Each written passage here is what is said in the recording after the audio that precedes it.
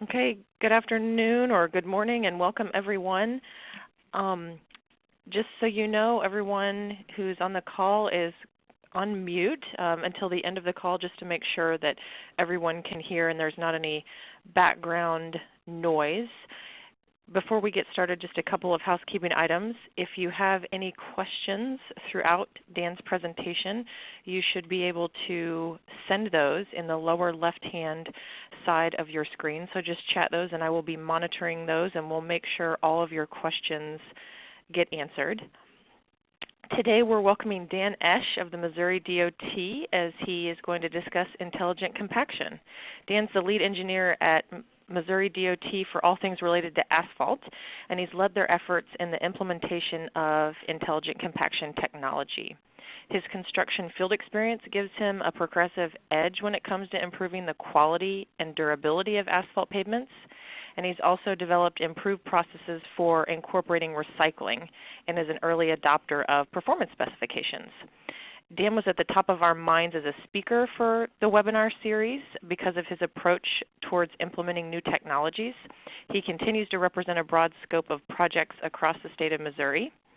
So Dan, welcome to Connecting the DOTs and talk to us about intelligent compaction.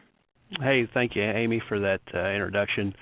I didn't put that together, but definitely not in charge of everything related to asphalt here, but I do appreciate you kind of getting me started there. As you guys know, there's been quite a bit of work going on in Missouri with intelligent compaction, really, and with the infrared scanning of our asphalt pavements. You can't hardly talk about one without talking about the other here in Missouri. I thought it would be good to kind of show this tech brief to get us started. The summer of 2017, this came out. It showed all the states, really, perceivably the projects. Each of these states had a spec in the summer of 2017. The green for asphalt, orange for soils, and the yellow for asphalt and soils. Really, perceivably in the summer of 2018, any one of these states could have a project on the ground, which includes intelligent compaction, and definitely Missouri is one of those. For Missouri, things really got started in a big way for us in May of 2016 when we were approved for the Accelerated Innovation and Deployment Grant.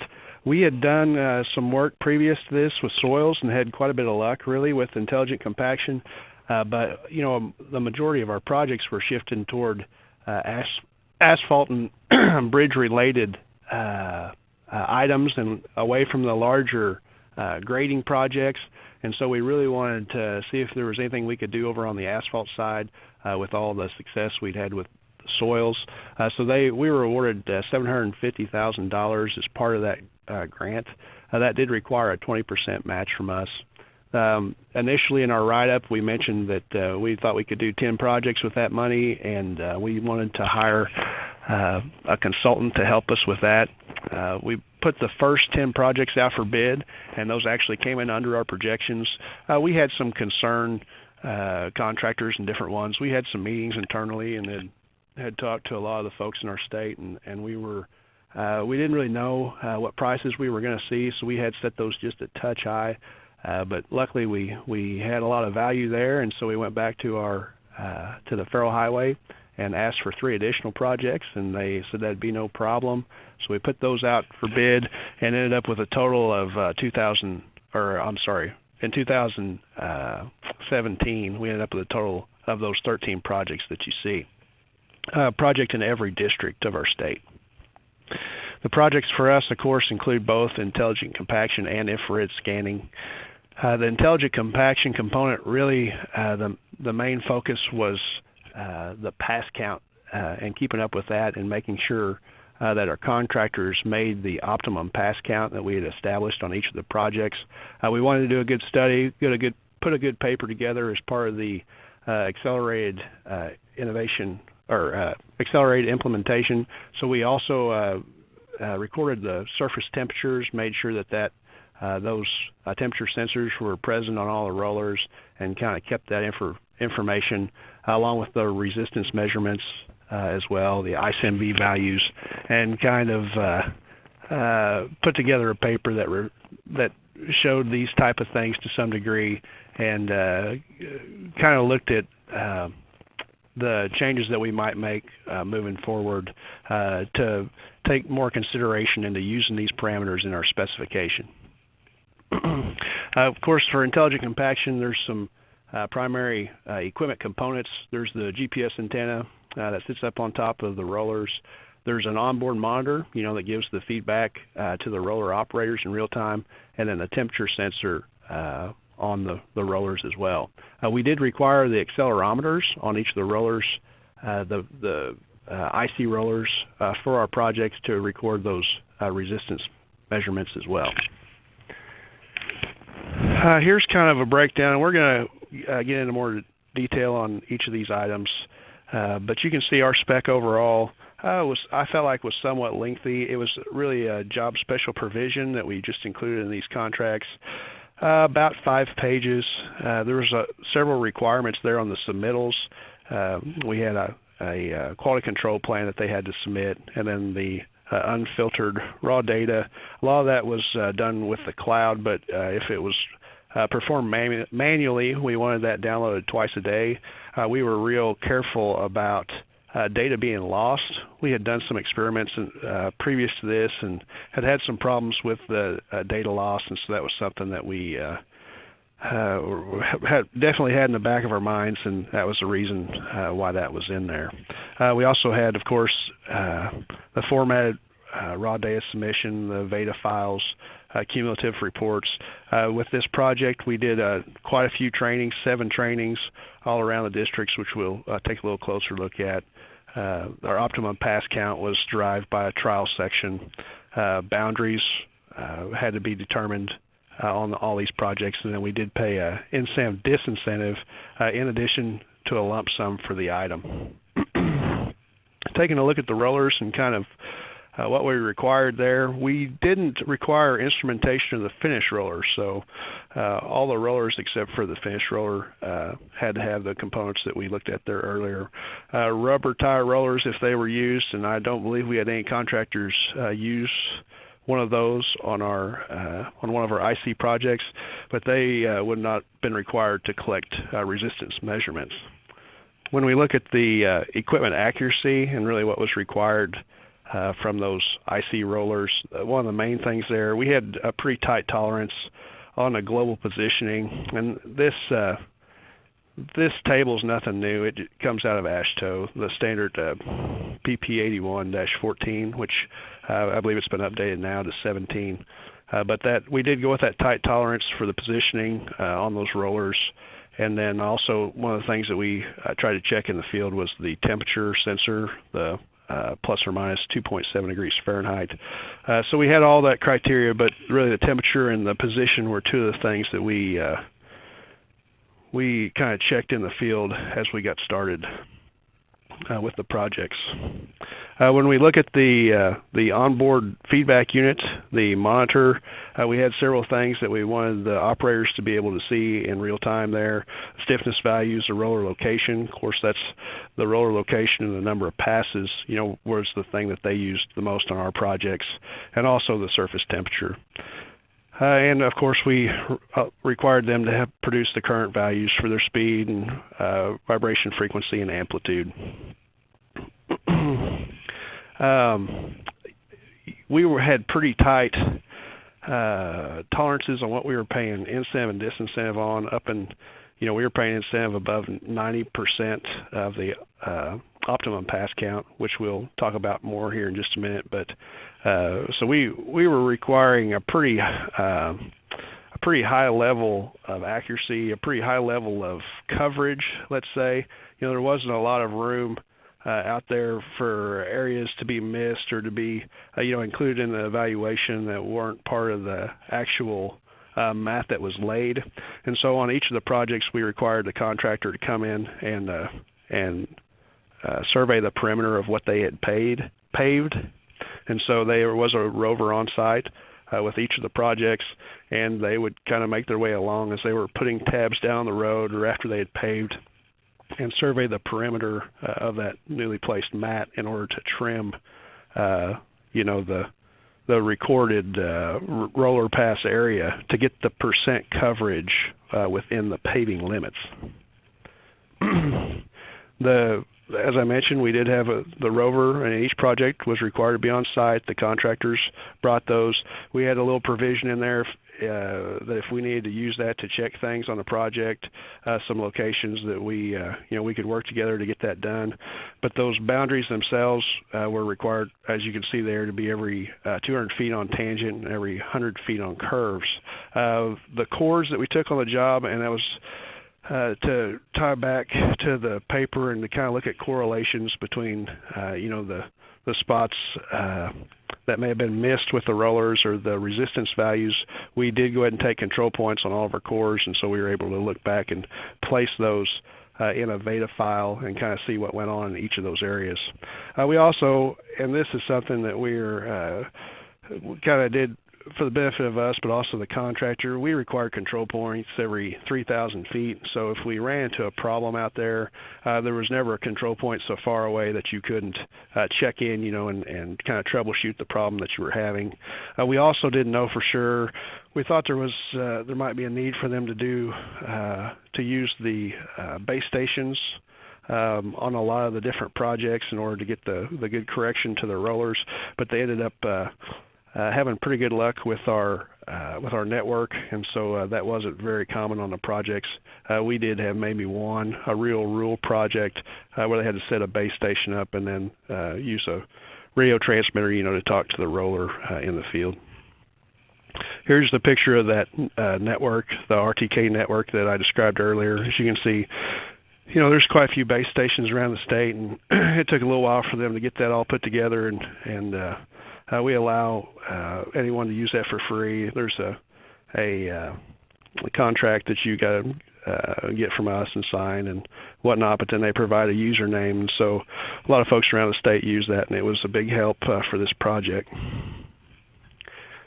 The reported data at the end, and we kind of touched on that briefly earlier, we talked about the need for the twice a day, just so that the data is not lost. But then also the formatted data. We basically wanted to be able to look at every step of this final computation, so all the pieces along the way as that was put together.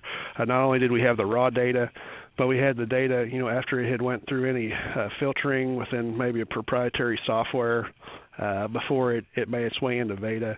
And so we had all the pieces and all the steps there where we could reconstruct that if we had to. And then also, of course, we had our Veda 4 file. What we really ended up doing with the Veda files, initially we had intended to do a lot with the cumulative files, but we found that those were so large. Really our best luck was just doing a Veda file every day.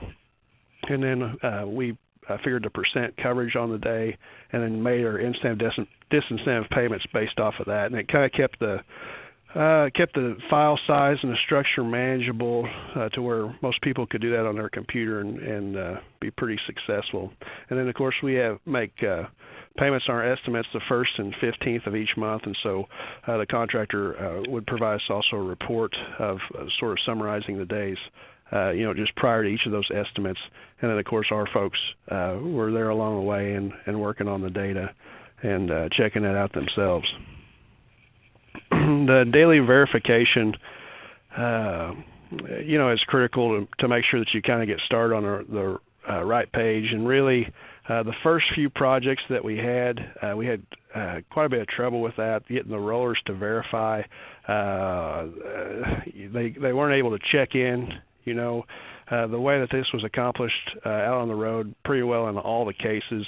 The rollers would be pulled up, and there'd be some marks made on the ground at the edge of the rollers there, and then they'd record the position, move away, and then all the spots would be recorded with the rovers, and then there'd be an averaging. There'd be some calculation that they had worked out, previous to coming to the job, where they could pinpoint back the location where that antenna is on the rover or on the roller, or where the roller was sitting, and we we really required more or less 6 inches accuracy in the field.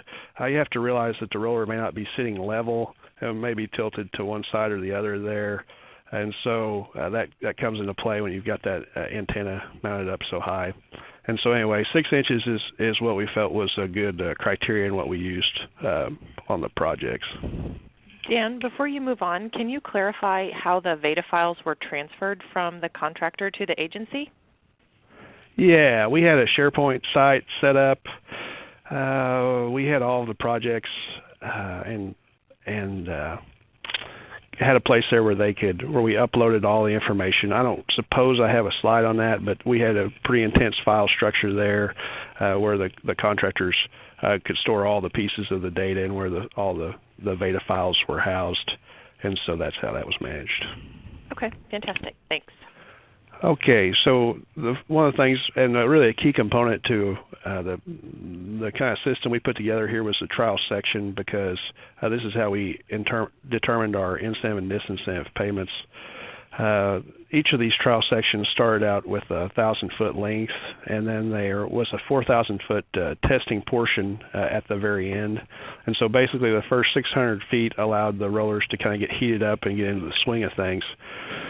And so that you'd start out with the section being laid out, and the roller would kind of come on and work his way down the mat and make his first pass.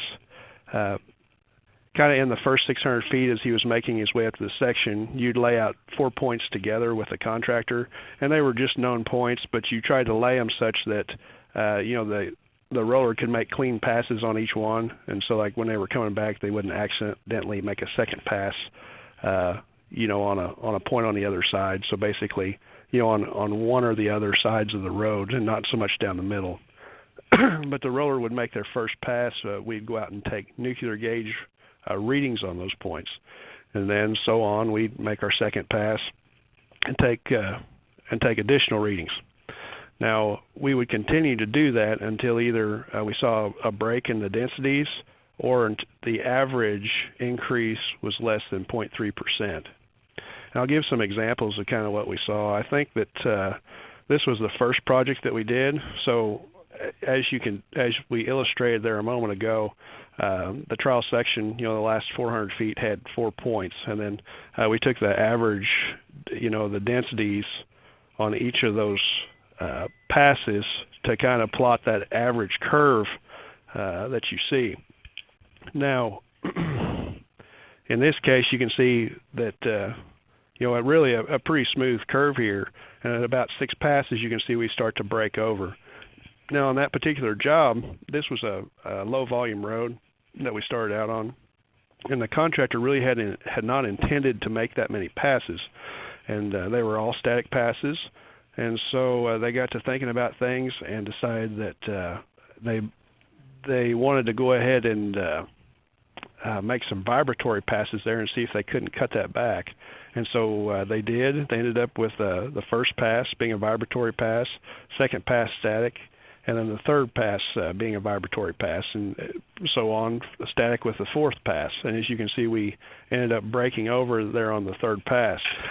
The densities that you see here, one of the things that you have to keep in mind is that in the field you've got a nuke gauge that may not yet, we're starting a project, and so it may not be really calibrated into the mix or the situation that you have there, but all the points are, as it's taking readings, it's using the same correction value all the time, and so it really, it works for comparing the points to one another.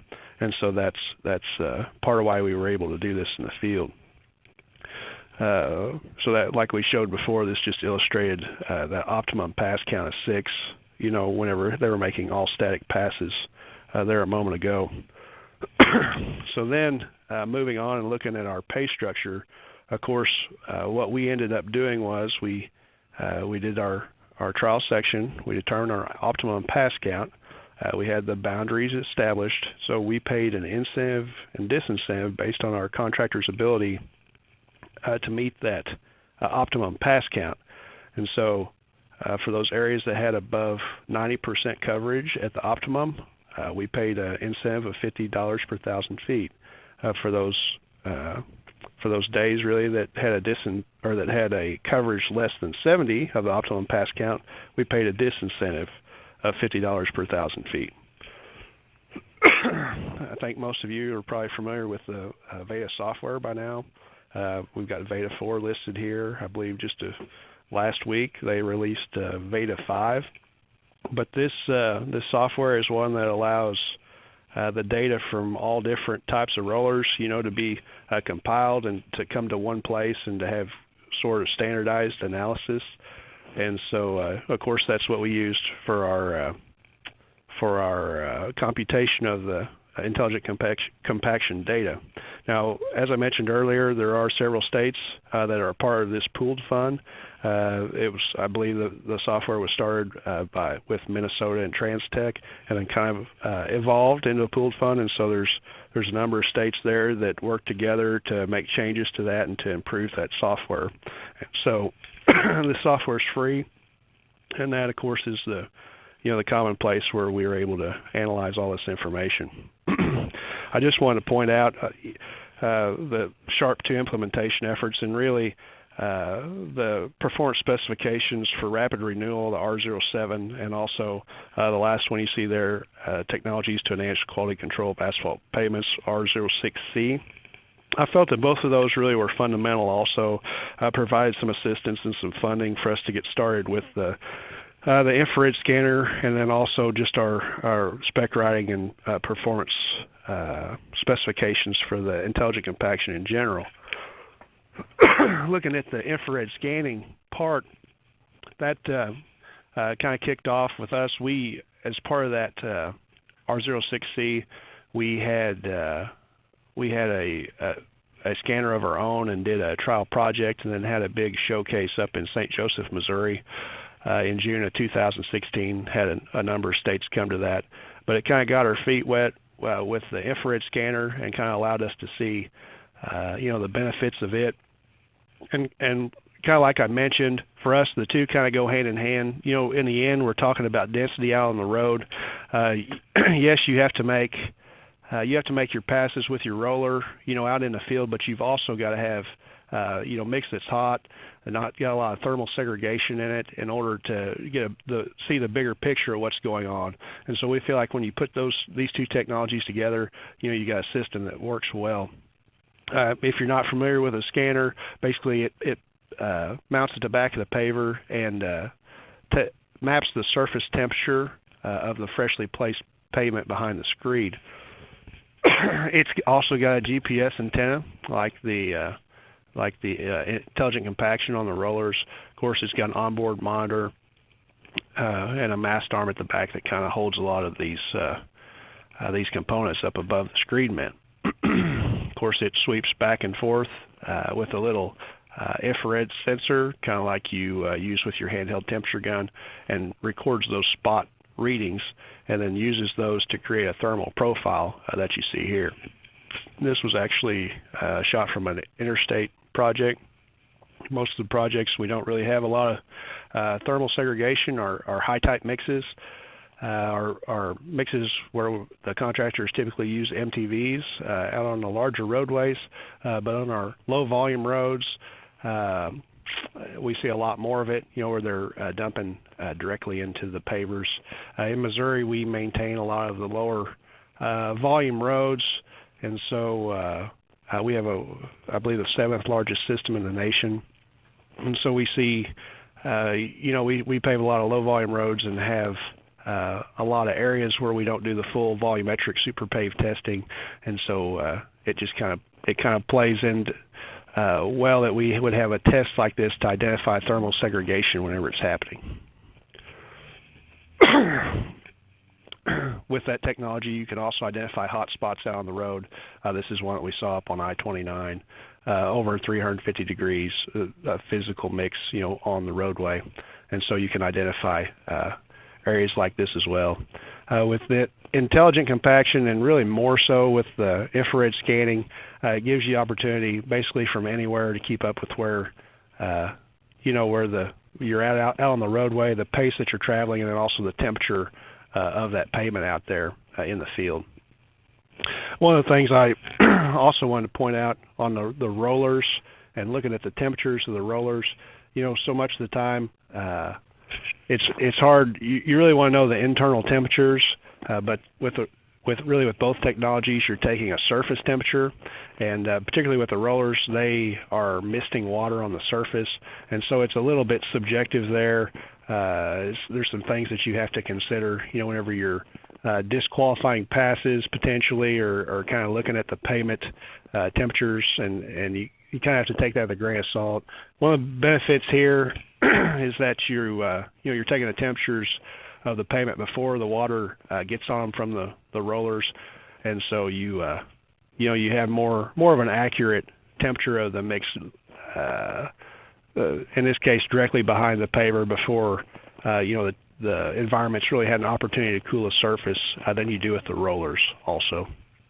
One of the things to point out here was the speed is also kept up with the IR scanner. Kind of gives the pace as you go along. In this case, you can see the two bridges that we had there, and so you can see the pavers on each side making their way up, slowing down, then racing across the bridge and kind of slow to start again. Unloading, you can see in this case after the first bridge, they probably had several trucks backed up there, picked up the pace to get those unloaded down. Some of those trucks that had been waiting, perhaps there had been a hot stop at the plant. That mix really got heated up there, kind of made its way out to the road, and that's the hot spot potentially that you see in our pavement. Of course, you can map. It's easy to show the locations where each of those spots are on a map as well. And so if you have to go out to the field and find these areas back, that's quickly done. And also it shows the category from each temperature range. In this case, you can see the mix was coming to the road pretty hot on this day, a lot of it over 300 degrees. Whenever you put both of the technologies together, instead of the looking back and the statistical and trying to find a few cores that represent the whole thing, really you've got a mapping of this entire system. And one of the things about the infrared scanning, really both technologies, when the infrared scanning, whenever the truck pulls away, basically after you complete each 150-foot segment, the truck pulls away, you can tell whether you made incentive or disincentive, over that stretch. And it just allows you in real time, to kind of watch that. And if you keep getting deducts every time a certain truck comes to the paver, it puts you in a position where you can manage that and try to improve your results everywhere. And so for the infrared scanning piece, we did pay a $5 incentive disincentive for every 150-foot segment. So those broke basically on the temperature differential. So within each 100-foot segment, and I didn't put the percentiles up here, and I probably shouldn't quote them because I might get them wrong. But basically, it's about the 97 percentile on the high end and like the 1 percentile on the low end. And don't quote me on that, but that's pretty close. So the difference in those temperatures, if it's less than 25 degrees, we would consider that to be an incentive area, area that's performing that has a very low thermal segregation. If it's greater than 50 degrees, then that would be an area that has severe thermal segregation, and an area we would take a disincentive of $5 per 150 feet on. So we had these two technologies. We had our 13 projects. For the most part, we traveled around to each of the districts and did trainings. Part of our special provision was that any contractor that was working on these jobs, their key people would need to be sure and attend at least one of these. And so they were 8 hours long. And the project staff from MODOT, from our agency, also attended as well. And so we had a number of trainings there across the state, and that really made the difference when we went to the field. They were well prepared to kind of get started with each of the projects. This slide more clearly illustrates the point that I started to make a moment ago, and that was the fact that we've got the complete mapping out there now, unlike we have in the years past with just the cores and the statistical evaluation. And so we at least know the coverage of the rollers and where they've been out on each of these projects, and their ability to meet that optimum pass count. That coupled with the thermal profile and our ability to identify areas that had thermal segregation or cold spots out on the road and manage all these things has really put us in a good position. And then also, of course, the contractors having a tool there that they can keep up with in real time and make corrections in the field. When you talk to the contractors and you look at this, they'll tell you, this is one of the good things about it is on no other project did they ever have the road calling them, asking them what rate they should run. What speed should we pave out here? The QC folks back at the plant seeing the temperature, seeing what's going on. We had situations where the plant operators would argue the temperatures, the hot spots out on the road. We went back and would look at the temperature wheels and different things, and could see the spot and line the times up, and there's what landed on the road. And so it really, in terms of the quality that we saw from this, it was a big deal, and we felt we had a big improvement because of it. I wanted to kind of give you a summary of how some of these projects went. We didn't have the data for projects 1 or 2 yet, but this illustrates the thermal segregation that we saw on some of our projects. And one of the things I want to point out is you can really identify the projects here that had a mobile transfer vehicle and the MTV. In those cases, things really went well. Others that did not, we had quite a bit of thermal segregation. We actually did a TRB paper on Route 24 as part of this. It was one of our projects, and we contrasted the projects that had the mobile transfer, or the areas where we had brought in a mobile transfer vehicle versus the areas where we did not have that vehicle. And so anyway, from this you can see the projects that had problems, and you can imagine the way that our contractors now are looking at managing this going forward. We kept the incentives low kind of to start out and to keep the risk low on these projects, but as we move along, I expect that some of these incentive disincentives may be ramped up a little bit, and there's a big interest in reducing these problems that really have been going on for quite some time. Looking at the intelligent compaction component and the percent coverage, you can see we've got our 90% and our 70% highlighted there. A lot of our contractors did real well. Some of those projects, I believe 6 and 9, there was some data lost on some of those, and we consider those to be disincentive segments. You had to turn in the data to us, and so but a lot of the contractors did real well. Some of them struggled off the start. I think the first project we did, amazingly enough, all the eyes out there and all the people on site, they were paving a little wider, like 14 feet wide, and just had a terrible time, meeting their optimum pass count right off the bat, with the first IC project. And so we kind of were surprised by that, with all the interest and the participation on some of those first jobs. We expected to see kind of flawless numbers, at least for the first few days there, but that really wasn't our experience. But kind of as everyone got going, I felt like they got a little bit better, and you see how it kind of turned out. There's several projects overall that were incentive, but a lot of them were somewhere in the middle. A lot of them we're in the middle range there. Some days that they received incentive, but maybe not the majority. I wanted to put this slide up, and this is from Indiana. George Chang had given me this information. I believe it's from US 52 in Indiana, but it kind of illustrates the point. And really, we had similar results here in Missouri. When you're comparing the ICMV value, the resistance value from the accelerometers on the drums versus the density that you saw in the field, we didn't feel we had a strong enough correlation there to really stand on that. I think there's a lot of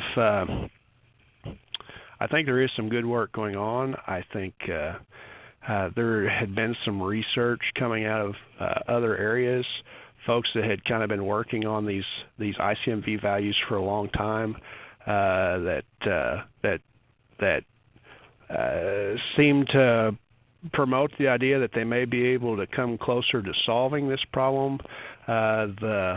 The resistance, at least from the top layer, looking at the way the roller not only jumps straight up and down, but its forward and backward movement. There's some very, very complex equations involved there. Today, with the stuff we saw, I don't think we had the correlation we were looking for, but I think we're on the verge potentially of seeing some way better methods for calculating these type of things, and so I'm kind of eager to see the progression here. But today, in terms of determining that density, of course, the stiffness of the underlying layers comes into play in so many different things.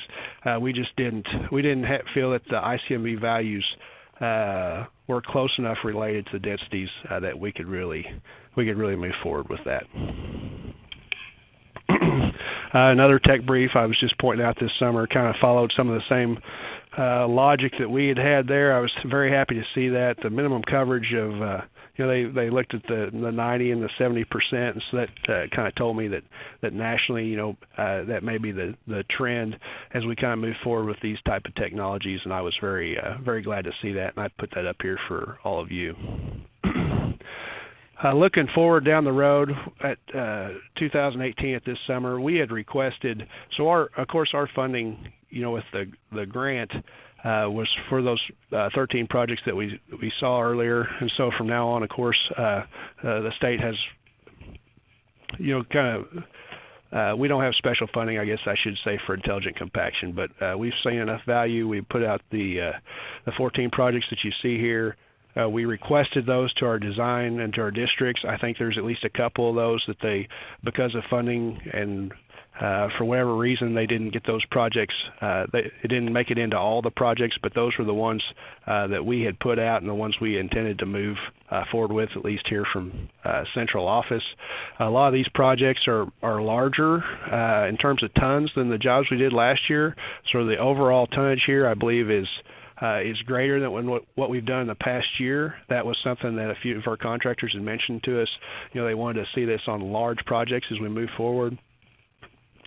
Another thing initially that we had kind of looked into, our asphalt contractors are not surveyors, and they kind of want us to take a look at that and see if there's another means by which we could determine that boundary. And we worked with the Minnesota DOT. They provide the pictures that you see here. This is a piece of equipment that they have that kind of takes photographs on the fly with the GPS antenna, and they're able to map back their seams or the limits of what is going to be paved and put that in ahead of time in their contracts.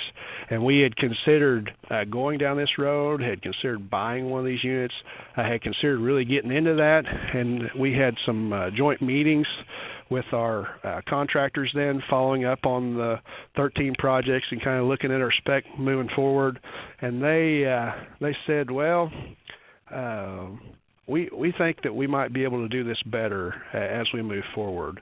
And so, definitely we were reserved to hand them survey data, and them to be paving within the limits that we predefined and so many different things. We would prefer that they all kind of be in their court. They provide us the boundary of what's accurate, what they actually paved in the field.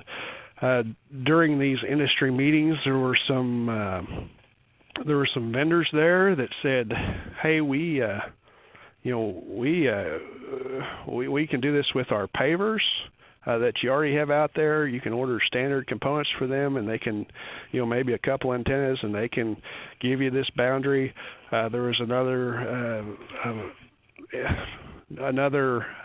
vendor there that made mention of just keeping the roller or keeping the rover in a holder on the side of the paver, and they could set that up to where it would take a reading every so many feet, and so that could kind of be automatically collected there.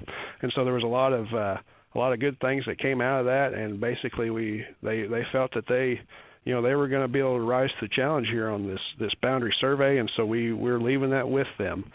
Future projects right now, we're planning on them to continue to record that boundary. Some other things that came out, and really I'm getting right down here to the end. One of the things they brought up was the fragmented signal quality.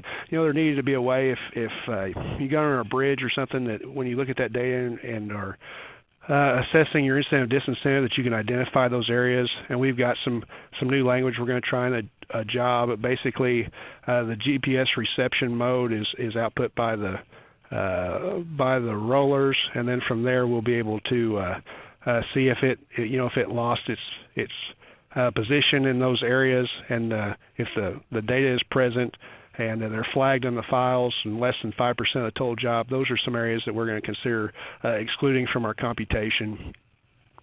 There also was a concern about reducing the control point frequency, which we're going to go along with, probably leave it up to the contractor to determine how often those need to be placed.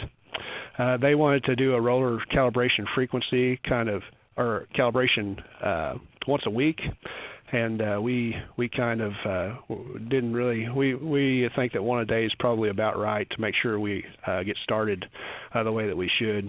And then also, of course, the sizable project selection. They really wanted the big jobs for this, and then also the minimum roller surface temperatures allowed. That's really been a tough one. We talked earlier about the water on the surface. One of the things we're looking at is the mean temperature of the entire pass. Potentially, if it's less than 180, we're considering throwing that pass out. Probably it'll be the last pass they make before the optimum.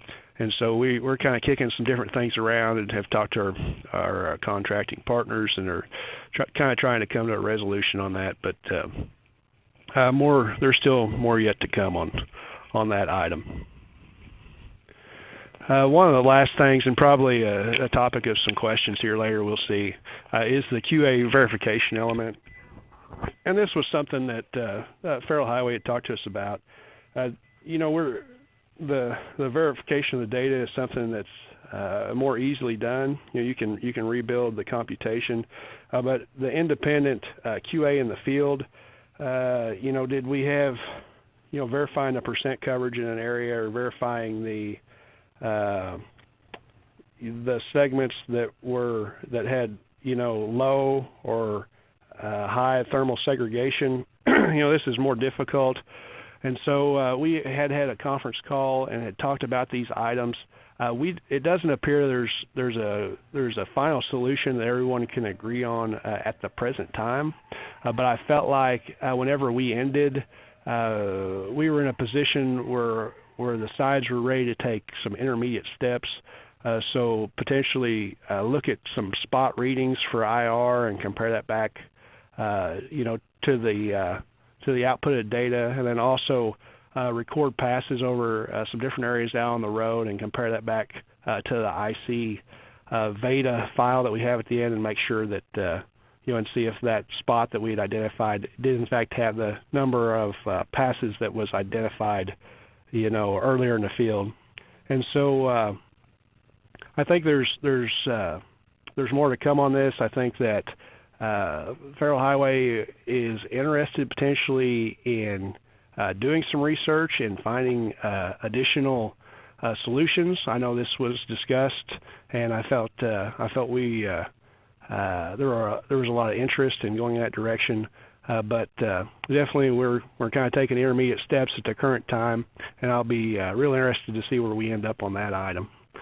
And with that, guys, that's my last slide. I want to thank all of you for attending, and I'd be happy to take any questions that you have. So Dan, we do have a couple already that have written in. So if you could clarify for us how many people you have involved in interpreting the coverage data per project. And a follow-up to that was, did the local inspection staff handle the interpretation of the data to determine the percent coverage and the segregation percentages?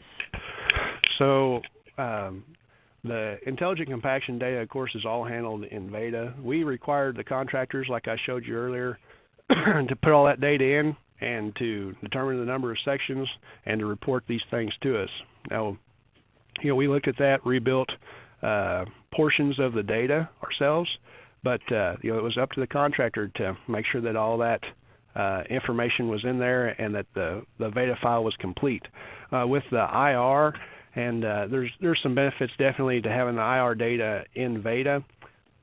Today we allowed the proprietary software, their report, but basically that was pretty straightforward, and one of each day's run was complete. You could pretty well just print that off, and so that was submitted and reported to us as well. But most of that was, the contractors, they brought that to its final state, and then we checked it.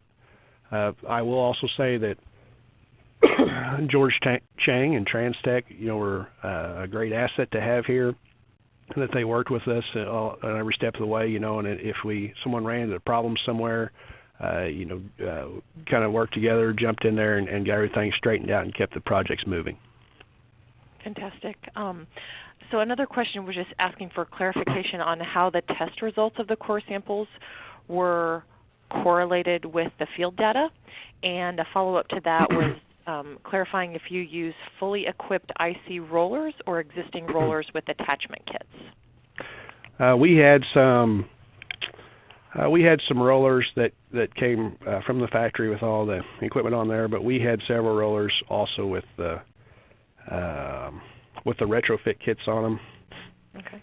Your other question about the correlation, I kind of touched on that with the ICMV. Of course, we took cores in the field. We took densities on those, but we didn't, other than ICMV, we really, I'm curious.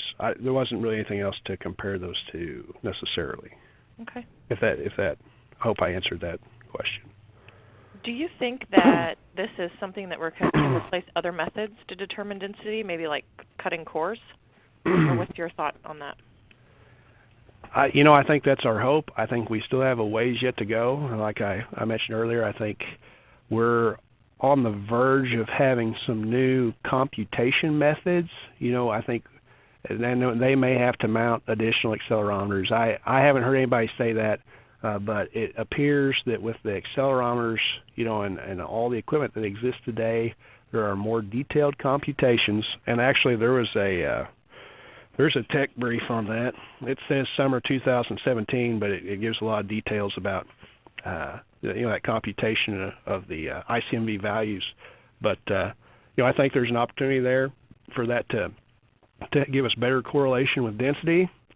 So far, like I showed earlier, it doesn't appear we're there yet, but I'm hopeful. You're hopeful. Wonderful. Do we have anyone else that would like to send a question in briefly before we finish up? I'll give you just a moment if there are any other questions, or if you raise your hand, we'll be happy to make sure Dan answers your question.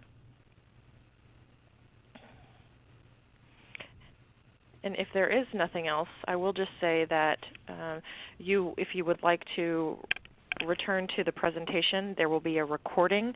As soon as we hang up, we will post this on our connectingthegovdots.com page. I will send a link to that. We will also, for those of you who have attended, be providing professional development hour certificates, and those will be sent to your individual emails as well. If you would like copies of these slides or have any other questions, you can feel free to reach out to myself or directly to Dan, and you have his information here. Otherwise, we thank you so much for attending today and hope this was helpful. When we follow up, we will ask a brief question or two just to continue to get your feedback to make sure that we continue to provide topics that are of interest to DOTs across the United States. So with that, thank you so much and enjoy the rest of your day. Thank you. Please stand by.